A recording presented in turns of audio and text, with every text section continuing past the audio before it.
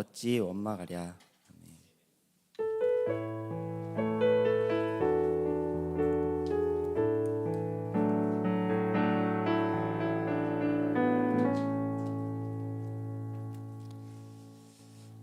네, 오늘은 종교개혁 주일인데 우리 낙심될 때 이것을 곰곰이 생각하라. 에가서 3장 말씀으로 나누겠습니다.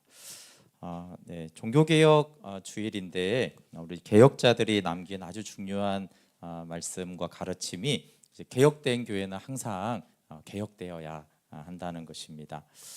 네, 연력학 제2법칙은 과학 법칙이긴 하지만 또 엔트로피가 증가한다. 일반적으로 이제 무질서가 더 증가한다고 하는 것인데 인간의 삶은 다는 아니지만 인간의 삶도 엔트로피가 증가하는 것 같아요. 살아가면 더 무질서해지고 그래서 이제 개혁의 기준을 성경으로 복음으로 계속 개혁하라고 했습니다. 근데 우리가 이제 종교개혁 그러면 아주 유명한 사람이 이제 루터나 또 칼빈, 쯔빙글리 정도인데 사실 이분들이 굉장히 유명한 것은 이 종교개혁은 이제 굉장히 성공적이었는데 근데 사실은 그 앞에 외부적으로는 성공하지 못했던 개혁자들이 있었습니다.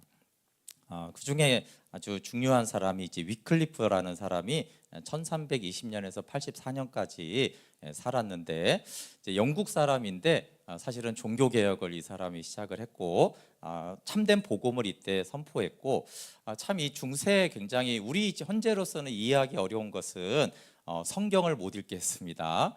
그래서 사제들만 이제 라틴어 성경만 읽고 라틴어 성경만 사제들만 읽을 수 있으니까 근데 이 위클리프는 이제 모든 믿는 자들이 성경을 읽어야 된다라고 그래서 이 위클리프가 한 아주 중요한 일이 영어로 그러니까 모국어로 성경을 번역한 것입니다. 그래서 모든 믿는 자들이 직접 성경을 읽어야 된다. 그래서 이제 이것 때문에 위클리프를 종교개혁의 새벽별이라고 말을 합니다. 1382년에 이제 영어 성경을 신구약을 다 완역을 합니다. 그리고 이 사람이 이제 죽어요. 근데 이제 44년이 지난 후에 이 성서 번역을 했다라는 것으로 이제 카톨릭에서 이단으로 정죄합니다. 이단으로 정죄가 끝나는 게 아니라 그 무덤을 파헤쳐 가지고 그 시체와 뼈를 가지고 이제 화형을 시킵니다. 그리고 이제 번역한 성경을 다 이게 안 넘어갔군요. 네, 번역한 성경은 다 불태우고 그때는 이제 인쇄술이 없으니까 손으로 쓴 거거든요. 몇 권 되지도 않는 걸 불태우고 이제 읽지 못하도록 그렇게 했습니다. 그래서 여러분 그 성경 번역이 그 종교 개혁에 아주 중요한 것이고 핍박받은 가장 중요한 이유 중에 또 하나가 성경을 번역해서 성경을 직접 읽게 했다라는 것이에요.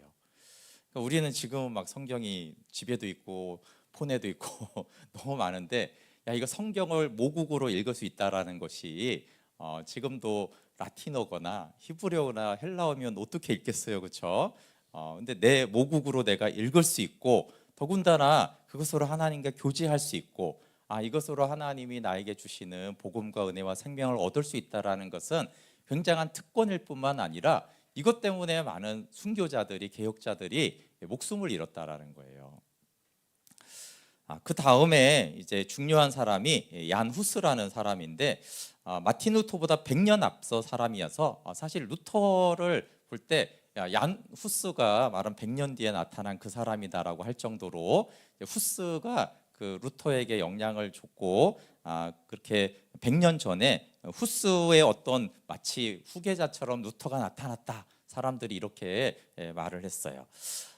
이때도 당연히 이제 카톨릭이 엄청나게 타락을 했는데 그때 이제 후스가 들고 온 것은 다른 어떤 개혁이 아니라 성경이 강조돼야 된다라고 성경으로 개혁한다라고 한 것 때문에 이제 이단으로 정죄돼서 후스는 이제 살아 있을 때 화형을 당해서 죽습니다.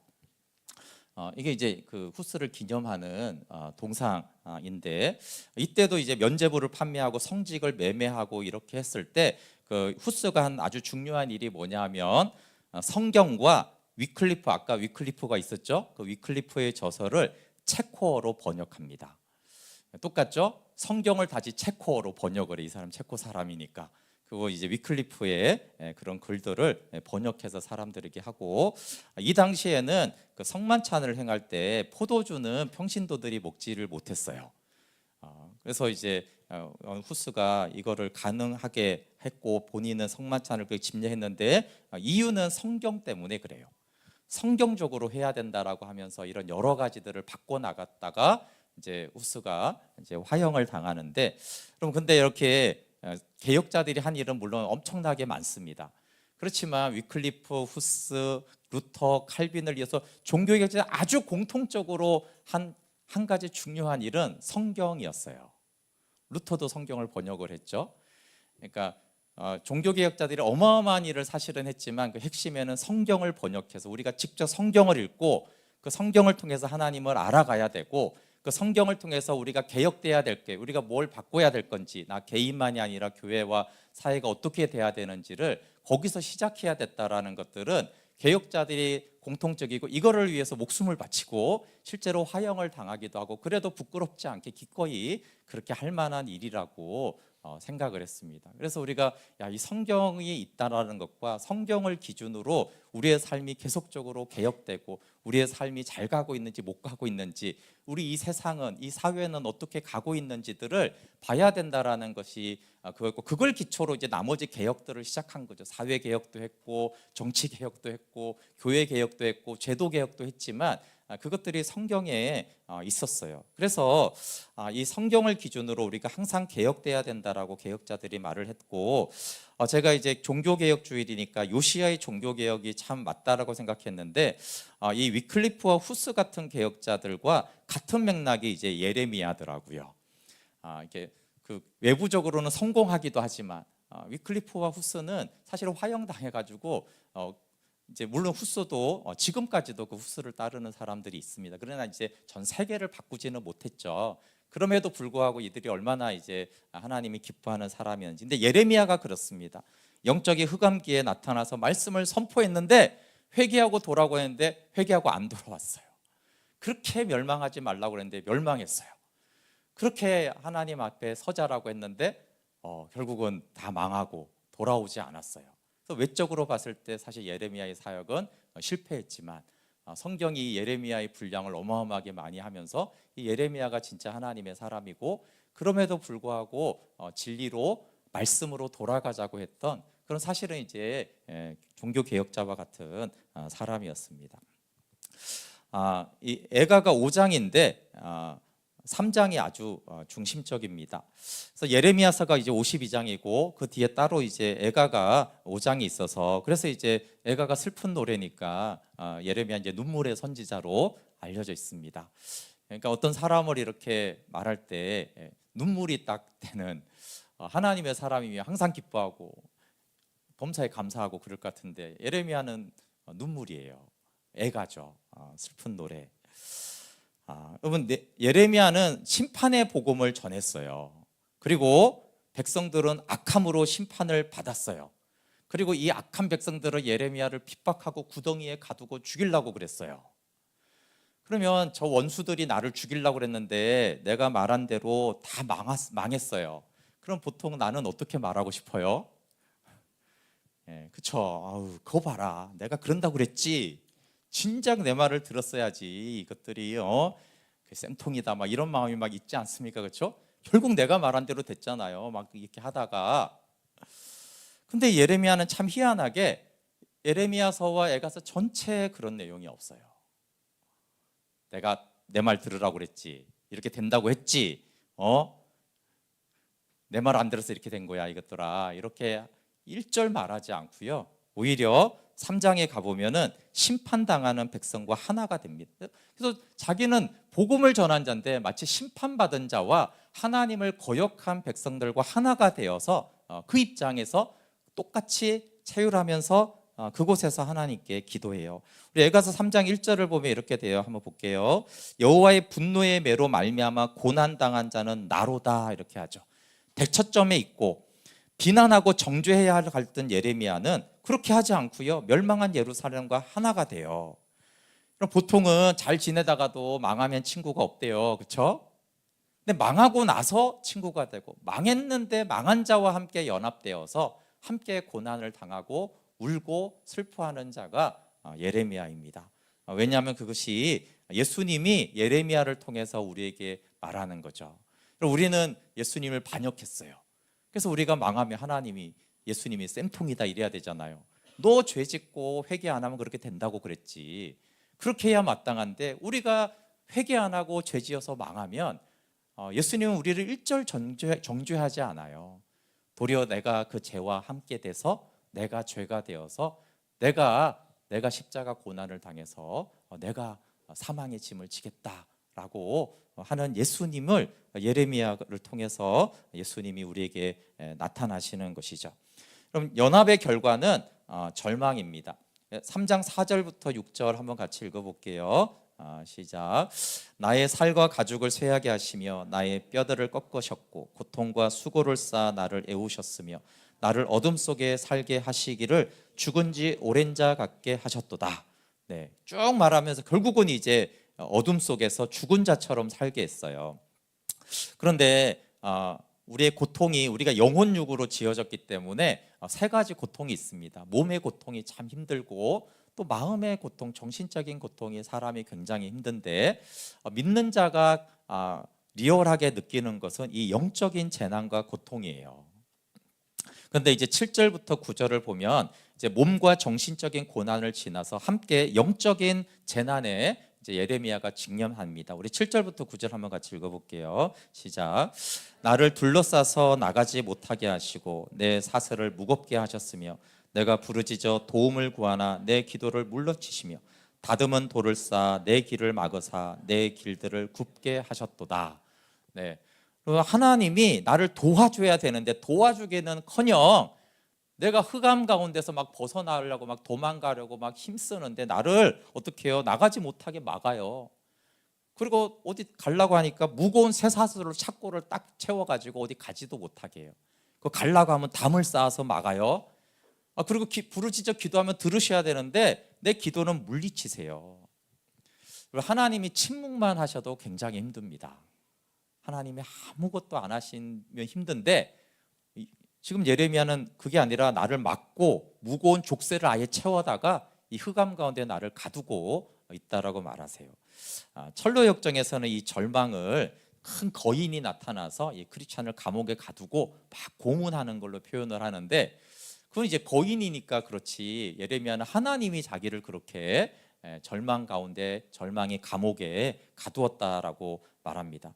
그러니까 하나님까지 나를 막아서니까 이제 모든 평안이 사라집니다. 17절 18절이거든요. 같이 한번 읽어볼게요. 시작. 내게서 평안을 빼앗으시니 나는 행복을 잊고 말았다. 세 번역이면 죄송합니다. 그래서 내게서 평안이 이제 빼앗으셨다. 하나님이 평안을 빼앗았어요. 그러니까 어떻게 돼요? 행복을 잊어버렸어요. 그러니까 불안하고 불행하다 이런 뜻이고 18절에는 이렇게 말해 스스로 이르기를 나의 힘과 여호와께 대한 내 소망이 끊어졌다. 이게 이제 영적 절망이죠. 세 번역은 주님께 두었던 마지막 희망마저 사라졌습니다. 마지막 희망마저 잃어버렸습니다. 소멸되었습니다. 그러면 사람이 소망이 없다고 그래도 이렇게 소망이 점점 100에서 50에서 30에서 20으로 그러다가 이제 끝까지 1%라도 마지막 소망이 있는데 그 마지막 소망이 끊어졌는데 어떤 누구에 대한 소망이에요? 여호와에 대한 소망이에요. 경제, 정치 이런 거에 대한 소망이 아니고요. 뭐 그런 거야 무너질 때가 많죠. 전쟁이 나거나 우리나라도 그렇게 됐으니까. 근데 여호와에 대한 소망은 인자하고 자비하신 하나님이기 때문에 완전히 끊어질 수가 없는데 그 마지막 소망까지 다 끊어졌고요. 그 앞에 보면 힘과잖아요. 내 힘이 끊어졌다는 거예요. 내 힘이 이제 소멸이 됐다. 그러니까 힘이 있어야지 그나마 도망가려고 노력이라도 합니다. 기도하려면 힘이 있어야죠. 네, 저는 그렇게까지 안 해봤지만 금식기도 오래 하시는 분들은 기도를 잘 못합니다. 힘이 없잖아요. 그냥 누워 있대요. 그냥 너무 힘이 없으니까 힘이 있어야 뭐 기도라도 하고 뭐 부르짖기라도 하고 뭐 뭘 노력이라도 하고 뭐 어떻게 방법이라도 찾죠. 힘이 하나도 없으면 그냥 아무것도 못해요. 근데 힘도 없고요, 소망도 없대요. 그러면 무엇을 하고 싶은 마음이 없어져요. 그래서 여러분 하나님을 바라는 것은 맞는 거예요. 근데 영적으로 이렇게 재난으로 당해서 낙심한 사람에게 하나님을 바라라, 그것도 쉽지 않은 말이에요. 어떻게 하나님을 바래요? 소망이 끊어졌는데. 힘이 없는데 무슨 기도를 또 하겠어요. 힘이 없는데 뭘 또 성경을 볼 수가 있고 아무것도 할 수가 없죠. 그러니까 이렇게까지 절망했을 때, 근데 다 나쁜 게 아니고요. 절망의 유익이 뭐냐면은 마음이 비워지고 겸비해지는 것입니다. 너무 배고파서 힘이 하나도 없으면 기도도 못하지만 뭐도 안 하겠어요. 욕심도 별로 사라져요. 그렇죠? 이렇게 막 죽겠는데 뭐 부자가 되고 싶다거나 그런 것도 없어지죠. 별로. 아이고 그런 것도 다 헛된 것 같다. 뭐 그래서 뭐 어쩌겠다는 거냐. 이렇게 이제 절망이 주는 유익한 것은 집착과 욕심을 이렇게 사라지고 좀 마음이 비워지게 합니다. 그때 나오는 것이 19절부터거든요. 그 힘이 하나도 사라지고 절망이 없는, 그러니까 그냥 거의 누워서 그냥 숨만 쉬고 있을 때 하는 것이 19절 20절부터인데요. 19절 20절 한번 읽어볼게요. 시작. 내 고초와 재난 곧 쑥과 담접을 기억하소서. 내 마음이 그것을 기억하고 내가 낙심이 되오나. 네, 절망하고 힘이 없어요. 그렇죠? 그러니까 이제 그 상태에서 가만히 있으면서 그걸 생각하니까, 그래도 생각이라는 건 사람이 돌잖아요. 죽기 전까지는. 그러니까 이제 기억을 하니까 너무 낙심이 된대요. 근데 새 번역에서는 더 리얼하게 이렇게 번역했는데, 잠시도 잊을 수 없으므로 울적한 마음을 가눌 길이 없습니다. 우리 잠시도 잊을 수 없다라는 것이 경험한 적이 있습니까? 이게 이제 생각이 조절이 안 되는 거예요. 이게 너무 짜증나고 열받고 분노하고 믿고 이래서 그 생각을 안 하고 싶어요. 안 하고 싶은데 그 생각이 또 나네요. 네. 그래서 막 어떤 사람은 게임을 하고 막 다른 걸 하는데 그게 재밌어 하는 게 그 기억을 안 하고 싶어가지고 막 다른 데 하고 싶어서 그렇게 하는 게 있죠. 왜냐하면 그 기억이 잊을 수가 없어요. 자꾸 생각이 나서. 그러니까 이제 울적한 마음이 내가 너무 우울해서 그걸 가눌 길이 없습니다.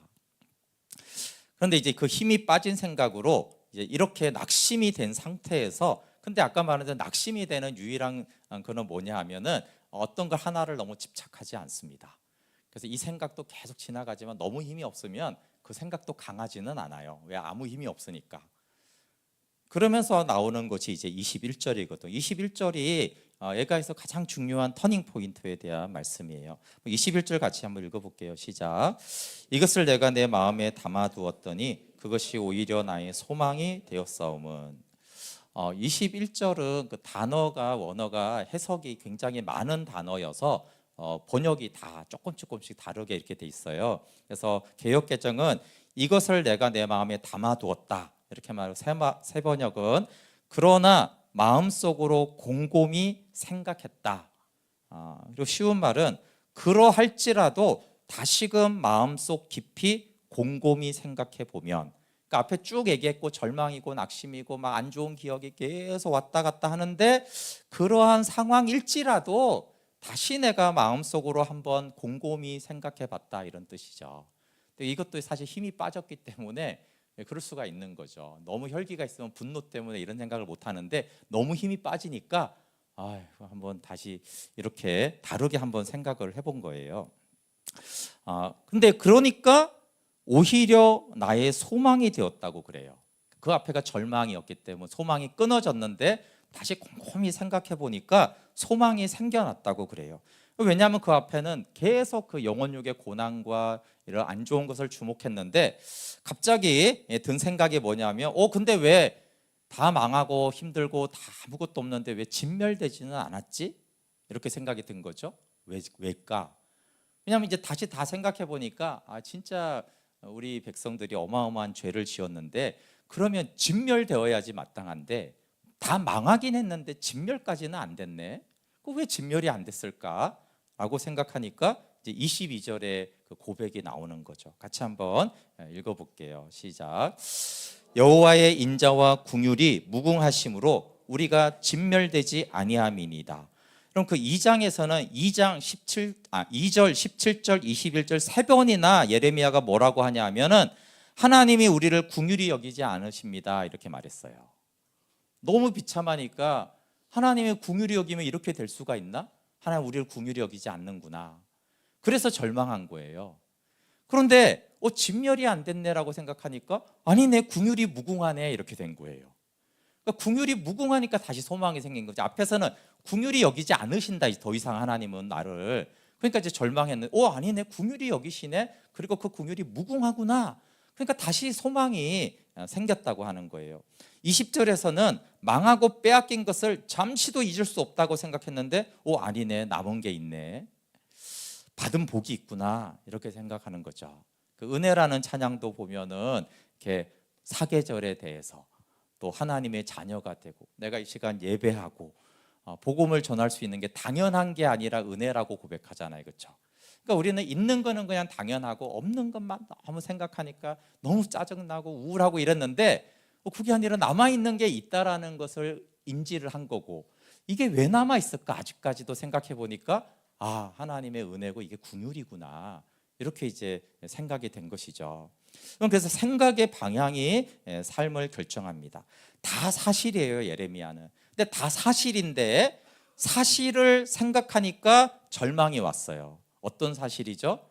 죄 지은 것들, 자녀를 삶아 먹는 비참함들, 주님이 나를 흑암에 가두었다, 기도를 물리치신다, 이게 다 사실인데 이 사실들을 예레미야가 생각을 하니까 절망이 왔어요. 근데 또 하나가 사실이 있는데 사실대로 생각했죠. 하나님의 인자와 궁휼이 무궁하고 진멸되지는 않았고 주님이 나의 기업도 사실인데, 이 사실을 기억하고 생각하니까 이게 소망이 됐어요. 그러니까 같은 상황에서 어떤 방향으로 생각할 것인가죠. 우리가 다 처지와 환경은 다르잖아요. 그렇죠? 근데 확실한 게 있습니다. 여기 있는 사람 100% 지금 좋은 게 있고 나쁜 게 있습니다. 소망이 되는 게 있고 절망스럽게 하는 게 있어요. 누구도 예외는 없어요. 그렇죠? 그런데 그런 똑같은 내 상황에서 이 절망스러운 상황, 슬프고 안 되고 짜증나고 비참한, 이거 있습니다. 이거 없는 사람이 누가 있어요. 그렇죠? 이거를 이제 생각을, 사실인데 이쪽을 계속 생각을 하면 이제 점점 절망 쪽으로 가고, 하나님도 이거 안 되나 보다. 근데 똑같은 지금 내 상황에서 남은 게 있네. 이게 왜 아직까지 나한테 있지? 이게 아직도 좋은 게 있고 소망이 있는 게 있구나. 이쪽을 생각을 하면은 하나님이 궁휼이구나.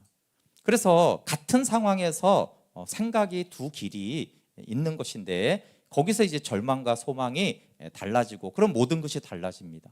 그래서 로마서 8장 6절에 육신의 생각은 사망이요 영의 생각은 생명과 평안이라고 했어요. 성경은 긍정적인 생각을 하라고 하지 않고 영의 생각을 하라고 그래요. 예를 들면 긍정적인 거는 일반적으로 좋잖아요. 그렇죠? 근데 너무 긍정적이면 오만해지고 교만해져요. 그래서 영의 생각을 하라고 그랬어요. 그러니까 예레미야가 영의 생각을 해보니까 진멸되지 않았네.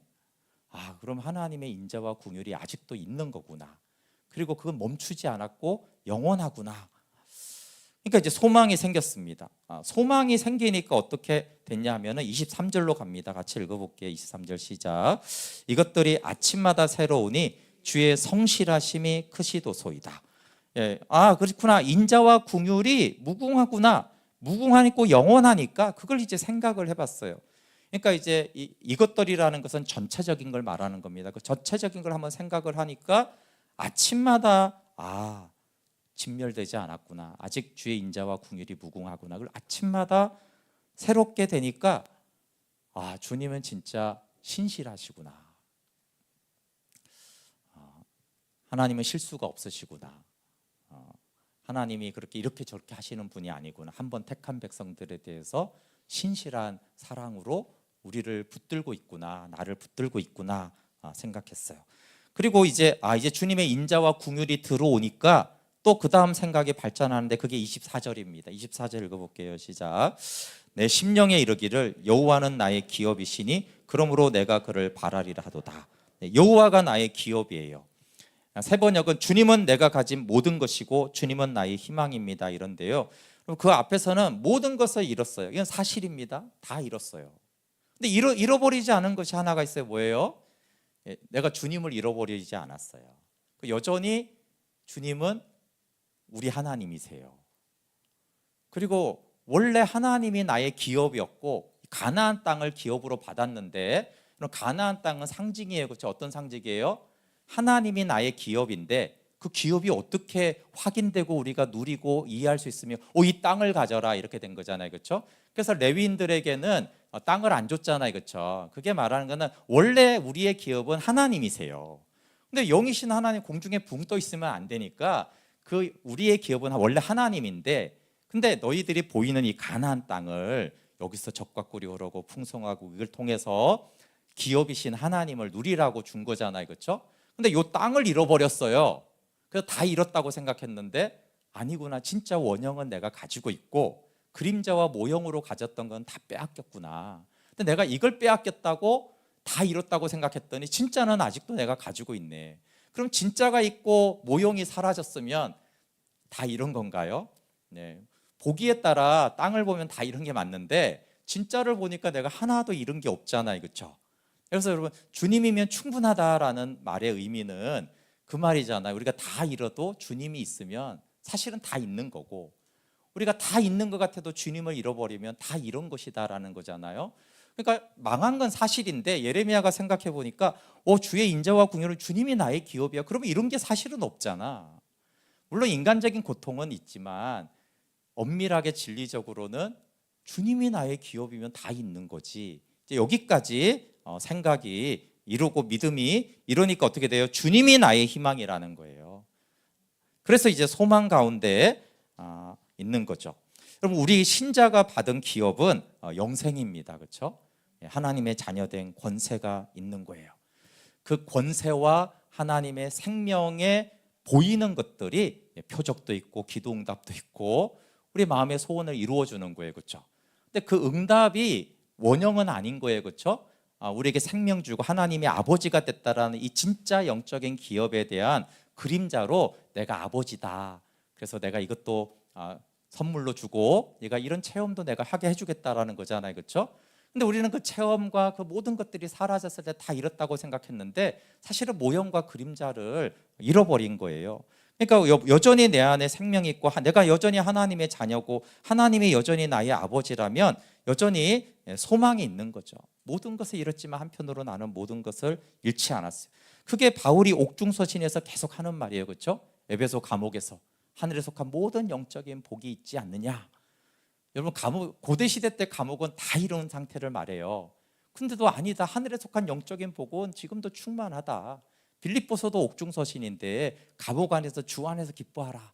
아무것도 없다 나는. 근데 내가 주 안에 있지 않느냐. 나는 주님을 잃어버리지 않았으니까 사실 다 있는 거나 마찬가지다. 그렇게 바울도 고백을 했던 것입니다. 그러니까 이제 인자와 궁율과 주님이 나의 기업이라고 하니까 소망이 생기니까 다시 뭘 할 수 있냐면 다시 기다릴 수가 있어요. 절망이 오면 우리가 기다리지를 못합니다. 인내하지를 못해요. 근데 그러니까 이제 기다릴 수 있다라고 하면서 25절 26절에 말합니다. 같이 한번 읽어볼게요. 시작. 기다리는 자들에게나 구하는 영혼들에게 여호와는 선하시도다.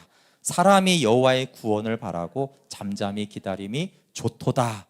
네, 그러면서 주님의 구원을 바라고 우리가 기다리자, 믿음으로 기다리자 이렇게 말하면서 그럼 어떻게 기다려야 되는가가 사실은 너무 해답이면서도 어려운 일입니다. 우리가 근데 새 번역이 좀 표현을 잘해서 같이 한번 읽어볼게요. 27절부터 시작.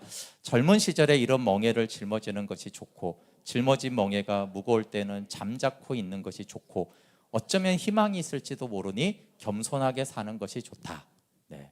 이런 부분은 그 영의 생각과 긍정적인 생각이 많이 비슷한 건데 젊었을 때 고생은 사서도 한다 이런 표현처럼 그래도 이때 고난 받는 것이 그나마 낫다.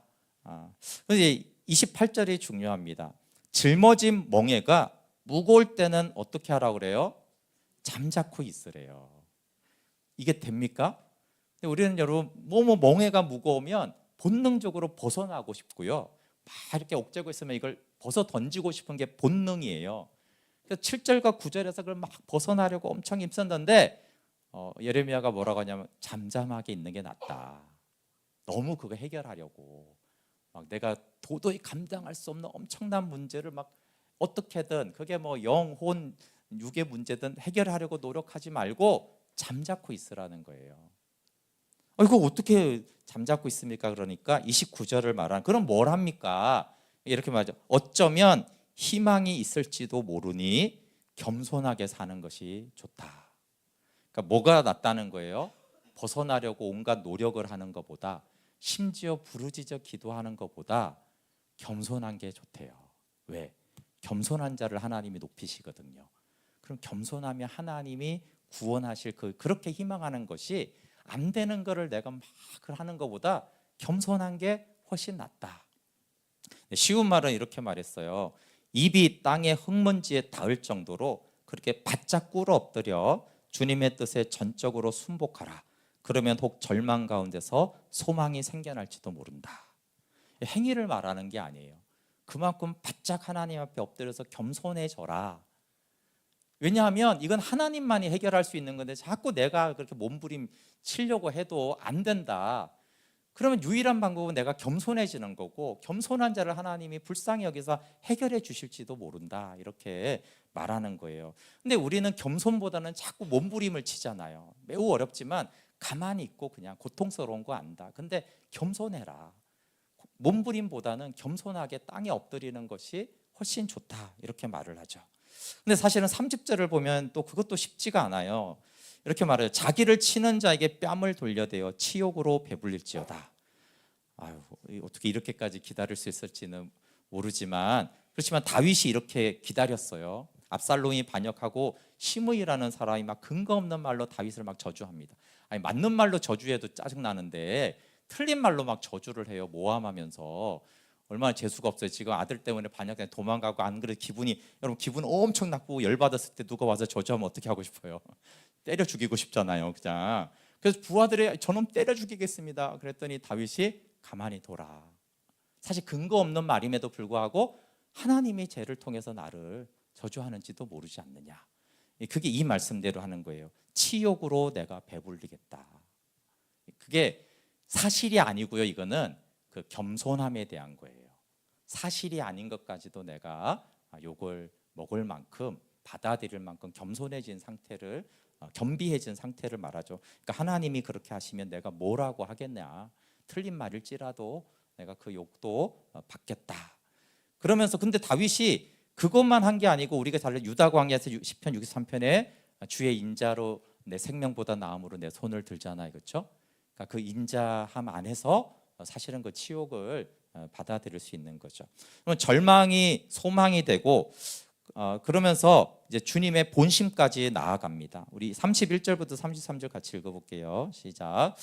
이는 주께서 영원하도록 버리지 아니하실 것이며, 그가 비록 근심하게 하시나 그의 풍부한 인자하심에 따라 긍휼히 여기실 것임이라. 주께서 인생으로 고생하게 하시며 근심하게 하심은 본심이 아니시로다. 네, 그 앞에서 너무 무겁고 낙심이 가득하면요, 하나님의 본심이 생각되지 않고 잘 안 보여요. 근데 이렇게 과정이 쭉 있었잖아요. 그렇죠? 야, 진멸되지 않았네. 소망이 있네. 아직 긍휼이 있네. 하나님이 내 기업이네. 이렇게 되니까 뭐 어디까지 보여요? 하나님의 본심이 보여요. 하나님의 본심을 예레미야 29장 11절에는 여호와의 말씀이야 너희를 향한 나의 생각은 내가 아나니 평안이요 재앙이 아니니라. 너희에게 미래와 희망을 주는 것이니라. 계속 재앙을 선포했고 재앙을 내리고 있어요. 그렇죠? 그거는 지금 현상이고, 본심은 평안이요 미래와 소망을 주는 거라고 했잖아요. 그렇죠? 그러니까 매를 때리고 있지만 이 때리는 게 본심은 아닌 거예요. 돌이키라고, 그렇게 하면 안 된다라고 지금 때리는 현실이지만 본심이 이제 재앙은 아니라는 것이 이제 그게 이제 보이는 것이죠. 본심을 아니까 정말로 안 버리시고 오히려 그 인자는 풍부하구나, 이렇게 생각합니다. 하나님의 본심은 창세전부터 나타났는데, 우리를 창조한 거는 뭐 우리를 고난 주려거나 무슨 노예로 부리려고 한 것이 아니라 아들 안에 있는 그 생명을 주 하나님의 자녀 삼으시려고 창세전에 약속하신 거잖아요. 그렇죠? 그게 그 본심의 시작이었어요. 그리고 그 시작은 십자가로 확증이 됐잖아요. 그렇죠? 아들을 내어줘서 십자가에 죽으심으로 우리를 자녀 삼으시기까지 했으니까, 아니 굳이 노예를 삼고 뭐 이럴 거면 왜 독생자를 내어주고 자신이 죄를 짊어지고 죽으시겠어요. 그러니까 본심이 십자가에서 그 사랑이 확정이 되었습니다. 그래서 심판할지라도 그 본심은 사랑이라는 것을 알 수가 있는 것이죠. 그런데 여기서 주의할 점이 한 가지 있다라고 말해요. 절망에서 소망으로 왔는데 이렇게 하나님을 바라다가 다시 절망으로 빠질 수 있는 한 가지가 있다라는 거예요. 그게 39절입니다. 같이 한번 읽어볼게요. 시작. 살아있는 사람은 자기 죄들 때문에 벌을 받나니 어찌 원망하랴. 네, 잘 가다가 함정에 빠질 수 있는데 그게 뭐냐면 원망하는 거예요. 그래서 절대로 원망하지 말라고 말을 해요. 왜냐하면 지금 너무 절망 가운데 소망으로 믿음으로 왔지만 절망의 상황은 아까 팩트로 그대로 있다고 했잖아요. 그렇죠? 그러니까 얼마든지 원망할 거리가 지금 존재하는 상태예요. 그러니까 잘 가다가 다시 원망하기 시작하면 다시 절망의 구렁텅이로 들어가기 때문에 여러분, 원망과 탓은 생각의 방향이 낙심으로 틀어지게 하는 거예요. 근데 이제 이렇게 말할 수 있잖아요. 아니, 이렇게 힘들고 이렇게 억울하고 이렇게 했는데 어떻게 원망하지 않을 수 있느냐, 이렇게 말할 수 있잖아요. 그렇죠? 그러면 예레미야는 원망할 게 진짜 많은 사람이, 우리보다 100배 많은 사람이. 시편 37편에는 이렇게 말을 해요. 같이 한번 1절, 7절, 8절이지만 연결해서 한번 읽어볼게요. 시작. 악을 행하는 자들 때문에 불평하지 말며 불의를 행하는 자들을 시기하지 말지어다. 여호와 앞에 잠잠하고 참고 기다리라. 자기 길이 형통하며 악한 꾀를 이루는 자 때문에 불평하지 말지어다. 분을 그치고 노를 버리며 불평하지 말라. 오히려 악을 만들 뿐이라. 아멘. 그리고 하나님이 불평할 거리가 없어서 불평하지 말라고 한 게 아니에요. 어디가 원망할 게 있냐, 이렇게 말하는 게 아니에요. 우리는요, 불평할 게 너무 많고 원망할 게 너무 많아요. 왜냐하면 악인을 만나보세요. 악인이 꾀를 내가지고 나를 이렇게 했잖아요. 그런 걸 알면 얼마나 화가 나고 원망하고 불평이 나와요. 하나님 그거 다 안다는 거예요. 불평할 거 엄청 많지, 원망이 막 치밀어 오르지. 그런데 불평하지 말라는 거예요. 왜 그래요? 그러면 막 스트레스 해소가 되고 문제가 해결되고 공의가 이루어지는 게 아니라 악을 만들 뿐이다. 악을 만들 뿐이다. 이유야 충분하지. 원망할 거리야 너무나 많지만 악을 만들기 때문에 그 전혀 스트레스 해소도 안 되고 악을 만들 뿐이다. 그러면 어떻게 하란 말입니까? 라고 했을 때 37편에서 계속 3절부터 6절에 이렇게 말해요. 같이 한번 읽어볼게요. 시작. 여호와를 의뢰하고 선을 행하라. 땅에 머무는 동안 그의 성실을 먹을거리로 삼을지어다. 또 여호와를 기뻐하라. 그가 내 마음의 소원을 내게 이루어 주시리로다. 내 길을 여호와께 맡기라. 그를 의지하면 그가 이루시고 내 의를 빛같이 나타내시며 내 공의를 정오히 빛같이 하시리로다. 아멘. 그리고 똑같은 얘기인데 하나님이 악인이 없다, 나쁜 일이 없다 이렇게 얘기하는 게 아니에요. 그 악한 일 있고 너 당했고 그 꾀에 넘어갔고 이것도 있고 여호와를 의지하고 맡기고 여호와를 기뻐할 수 있는 게 이거 둘 다 있다라는 거예요. 그래서 원망할 거리가 없다라는 게 아니라 원망할 거리가 있는데 그렇게 하면 악만 만드니까 하나님께 그걸 맡겨. 원수 갚는 것도 하나님께 맡기고 의지하고 하나님을 기뻐해. 그러면 마음의 소원이 이루어져. 이쪽을 하면 악을 만들 뿐이고 이쪽을 하면 하나님이 그것을 아시고 들어주시고 소원을 이루어주게 해주신다라고 말하는 것이죠. 그렇기 때문에 그럼 불평하고 원망하는 것은 내 문제예요. 저 악한 놈 때문에 불평하지 않을 수밖에 없어요. 그거는 팩트이긴 하지만 하나님은 그거는 너의 문제다라고 말하는 거예요. 그래서 악한 일 때문에 악한 놈 때문에 불평하는 것이 맞다, 그렇지 않다라는 거예요. 그게 맞지만 하나님께 맡기는 것이 생명인 것이지 불평하면 악을 만들고 하나님께 맡기면 하나님이 이루신다라고 말씀하세요. 그럼 광야의 백성들을, 광야라는 것은 정말 말씀으로 사는 것을 배우고 언약적 복을 누릴 수 있는 최대 기회였어요. 근데 광야 생활에서 백성들이 계속 원망하고 탓하면서 이게 실패하잖아요. 근데 우리는 그걸 민수기를 보면서 이 악한 놈들 그러지만 솔직히 우리가 만나서 왜 이렇게 불평하세요? 왜 이렇게 원망이 많아요? 그러면 그 사람들이 뭐라고 말하겠어요? 네가 살아봐라 여기서 한번. 이거 살아봐. 이게 원망이 안 나오나 지금. 이게 3일 동안 물을 못 마셔봐야지 정신을 차리지. 그럼 그 사람들 이유 엄청 많아요. 그러니까 남은 책으로 보니까 그러지 얼마나 많아요. 불평할 게 너무 많아요. 근데 모세가 말하는 건 뭐냐 하면 척박한 것 눈에 다 보이죠. 배고픈데 그걸 누가 몰라? 목마른 걸 누가 몰라요? 근데 하나님을 좀 믿고 맡겨보지. 그분이 물을 주시고 만나를 주잖아. 그걸 말하는 거예요. 그러니까 우리가 광야 백성을 판단할 게 아니라 정말 불평할 수 있는 환경이지만 하나님을 의지해야 되는 것이구나. 그러면 그 광야는 영광스럽게 되어집니다. 마지막으로 여러분, 중요한 것들이 진노 중에 궁유를 보는 것이 너무너무 중요합니다. 예레미야와 같은 시대에 했던 선지자가 하박국 선지자예요. 하박국이 말하는 건 이제 바벨론에서 멸망당할 거다, 이 재난이 올 거다라는 것이에요. 근데 우리가 이제 하박국 3장 2절에 아주 유명한 구절인데, 여기 보시면은 같이 한번 읽어볼게요. 시작. 여호와여, 내가 주께 대한 소문을 듣고 놀랐나이다. 여호와여, 주는 주의 일을 이 수년 내에 부응하게 하옵소서. 이 수년 내에 나타내시옵소서. 진노 중에라도 궁유를 잊지 마옵소서. 여기 이제 뭐 해석은 복잡할 수 있지만 이 망하는 거를 수년 내에 하라는 거예요. 물론 이제 70대 회복까지 포함해서 말할 수도 있지만 어쨌든 아직 망하기 전인데 이제 바벨론 침략으로 망하는 그 일을 해달라고 하면서 근데 부응하게 하옵소서 이렇게 말해요. 그래서 마지막에 붙이는 말이 진노 중에라도 궁유를 잊지 마옵소서. 그러면 하나님의 진노는 우리를 절망하게 합니다. 근데 주의 인자와 궁율로 진멸하지 않고 본심을 알 때, 그러니까 이 3장은 부흥을 말하는 거예요. 진노 중에 궁율을 본 사람이 있고 그냥 진노밖에 안 보이는구나라고 했는데, 진노 중에 궁율을 보면, 본심이 보이면 부흥이 돼요. 부흥이 영어로 이제 리바이벌이잖아요. L이 빠졌네요. 리바이벌이 부활하다, 회복되다, 되살리다 이런 거예요. 자, 근데 부활하다, 회복되다, 되살리다, 이미 그 앞에 죽었다라는 걸 전제하는 거잖아요, 그렇죠? 사실 부흥이라는 거는 죽었다라는 거, 망했다라는 걸 전제하는 거예요, 절망을. 그 절망이 없으면 부흥도 없어요. 그러니까 진노로 절망하고 죽어버리고 망해버렸어요. 근데 진노 중에 궁유를 보니까 어떻게 돼요? 다시 되살아나잖아요. 절망의 소망이 되살아나고 회복이 되고, 그걸 부활과 부흥이라고 그래요.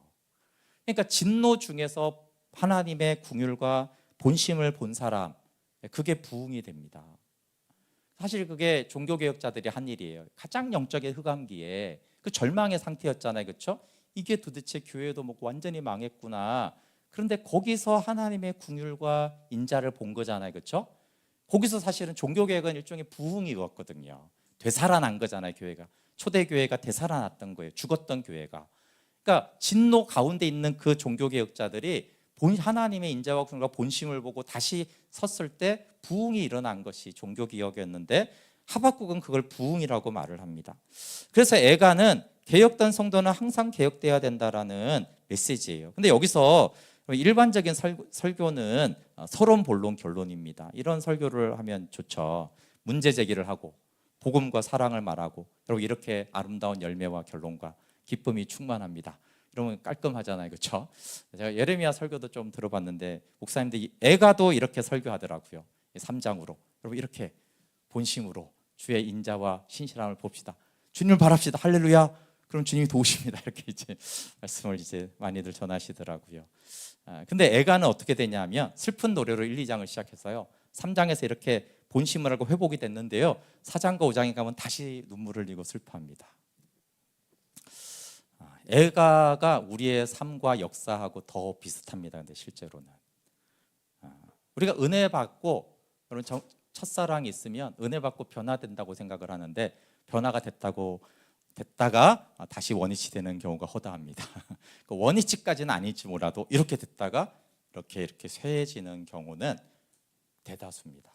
사실 우리는 서론, 본론, 결론에서 끝날 것 같지만 그날 죽으면 끝나는데 그렇게 안 죽잖아요, 사람이. 계속 살다가 보면 이게 왜 이렇게 되는 거지? 또 원위치 되는 사람도, 더 흉악해지는 사람도 있고, 아니면 이제 100으로 갔다 한 70 정도로 이렇게 감해서 이렇게 되는 경우가 사실은 많아요. 그래서 근데 원위치와 우리가 약화가 되지 않으면 항상 개혁하라는 말을 할 필요가 없잖아요. 왜 종교가 항상 개혁해야 된다 이 말을 하겠어요? 우리가 살다가 보면 있잖아, 시간이 지나다 보면 이게 약화가 된다 이런 말이에요. 다시 옛날처럼 돼버렸네? 이런 상태가 오는 것이 사실은 신앙이, 이게 개혁자들이 한 말이기 때문에, 개혁자들이 한번 개혁했으니까 끝이다 이렇게 하지 아니고 우리 또 그렇게 될 거야. 사실 이걸 미리 내다보고 계속해서 개혁해야 된다라고 말한 거죠. 엔트로피는 무질서는 증가합니다. 그래서 예레미야 이건 다시 슬프고 다시 힘들어요. 근데 그때 예레미야가 뭐냐면 괜찮아 나도 그랬어 이렇게 하는 거예요. 그래서 이제 앞에서 우리가 봤던 것 중에 예레미야가 제안한 굉장히 중요한 것이 있습니다. 우리 21절부터 23절을 같이 다시 한번 읽어보고 말씀 마칠게요. 21절부터 3장 23절 시작. 이것을 내가 내 마음에 담아두었더니 그것이 오히려 나의 소망이 되었사옴은 여호와의 인자와 긍휼이 무궁하심으로 우리가 진멸되지 아니함이니이다. 이것들이 아침마다 새로우니 주의 성실하심이 크시도소이다. 21절과 22절로 끝내지 않았다는 거예요. 인자와 긍휼과 소망으로 끝 이렇게 하지 않고요. 이것들이 아침마다 새로우니라고 한 거예요. 원위치 되면 그 뭐하러 하나? 다시 원위치 될 건데 뭐하러 하지? 그렇지 않다는 거예요. 사실 우리 인생에서 원위치 안 되는 것도 맞지만 다수는 원위치가 됩니다. 네, 여러분 어제 밥 먹었잖아요, 그렇죠? 다시 배고픕니다. 원래 원위치로 돌아오게 됐어요. 너무 피곤해, 잠을 자야지. 잠자고 나면 그 다음은 다시 또 피곤해집니다.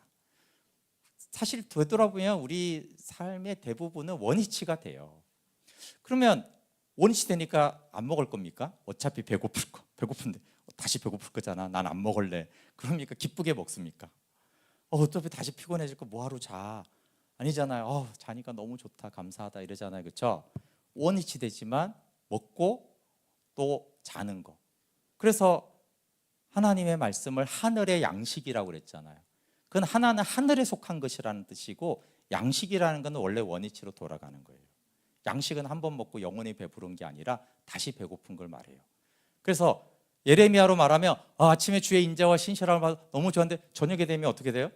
현실은 너무 지금도 힘들어요, 예레미야가. 그러니까 진짜 이거 보니까 진짜 힘들다. 그렇게 되는 거죠. 아침에 또 주의 인자와 신실함. 아침 먹고 배부르다가 배고프다. 이것처럼 주의 인자와 긍휼이 너무 무궁하다 그러다가 그래도 현실이 너무 낙심이 된다. 그러니까 또 어떻게 돼요? 또 먹어야죠, 그렇죠? 인자와 신실함을 하늘의 양식을 또 먹고. 근데 감사한 것은 그렇게 원위치로 돌아가는 것 같았던 밥을 먹고 애들이 자라고요. 인생은 익어가는 겁니다. 가요 중에 있어요.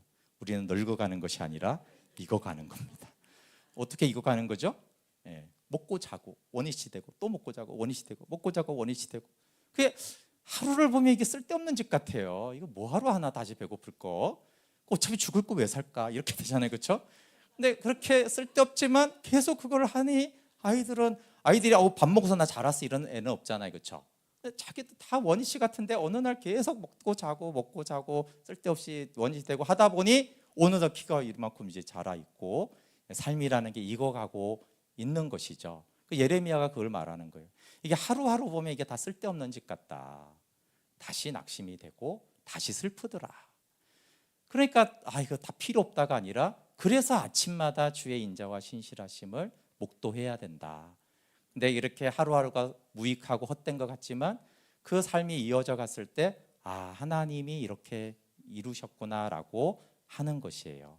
그래서 여러분 이렇게 하면 결론 나서 짠 하고 이제는 걱정 근심이 없습니다. 이런 것도 있습니다, 가끔. 그러나 대부분은 다시 돌아가요.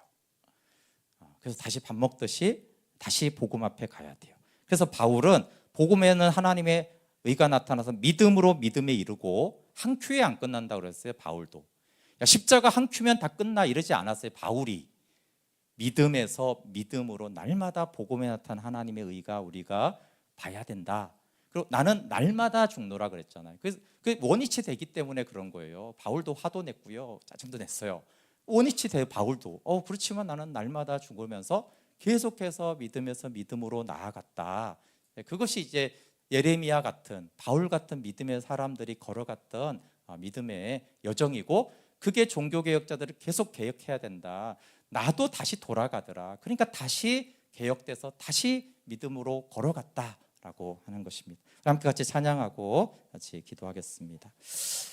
주의 인자는 끝이 없고 그의 자비는 무궁한데 여러분 그것이 살다 보면 진짜 그런가 이런 생각도 들 때도 있고 낙심될 때도 있지만 우리가 밥을 먹듯이 아침마다 새로워지기를 원합니다.